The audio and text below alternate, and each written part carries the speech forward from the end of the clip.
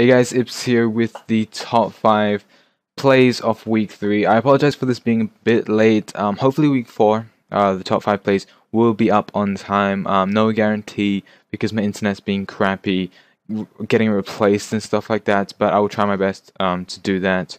I'll probably try record it earlier on, but make sure to check out all the matches from week 3 as well as week 4, because week 4 should be up by now. Go check those out. And as well as all the coaches in the MPL and the announcers. So first up on the list, we have Rizzi from the Phoenix Sunflowers against Just Weavile from the Wolverhampton Weaviles. Basically what happened was Rizzi switched in his Rosum Heat, Volt switched out, killing off the Heracross, then went straight into the Bronzong to get some health back, which he was basically doing the whole match. And Just Weavile switched into his Garchomp, I presume hoping to scare out the Bronzong with an EQ or something like that, and actually went into his Mega Slowbro, and Rizzi made a really safe switch because he knew that he wouldn't actually go for a Stone Edge because it was on a Bronzong. He'd probably go for a Crunch if anything, or switch out.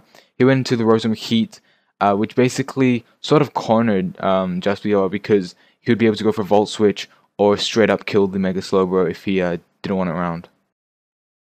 So fourth on the list is Cypher from the Detroit Liepardz against Poise from the East Lansing Toxicroaks.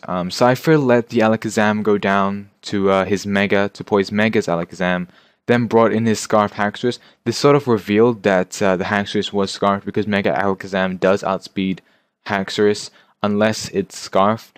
And I presume Poise was predicting something along the lines of Dragon, Claw, Outrage or something like that. So he switched into his Celebi, which was defensive, and Cypher actually was packing X-Scissor on his Haxorus, probably for the Alakazam and the Celebi. So he went straight for the X-Scissor, basically bringing Celebi down to a point where another X-Scissor would be able to take the Celebi out.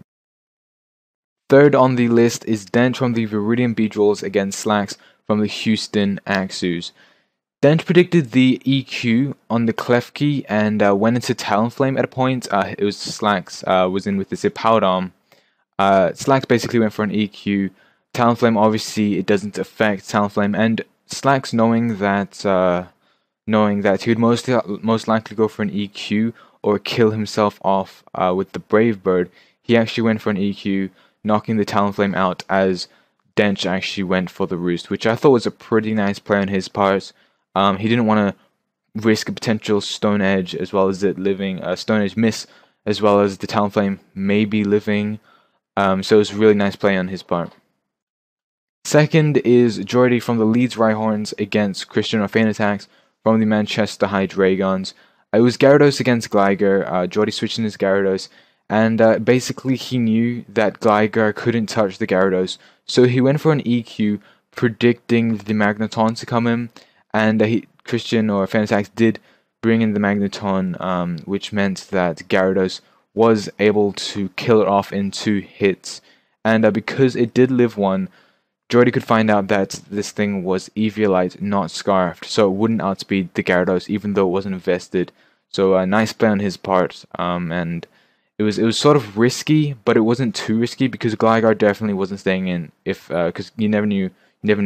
Gyarados could have Ice Fang as well as it having Waterfall. It just wasn't a great matchup. And finally, first up is Slacks again from the Houston Axews against Dench from the Viridian Beedrills. What happened was Dench was on his last mon, being the Kingdra, and where Kingdra was, it could take the game back or bring it close to a 2-0 or a 1-0, and Slacks saw this. He saw this straight away, and what he did was he sacked off his Hippowdon, getting up the sand, and went into his Regirock.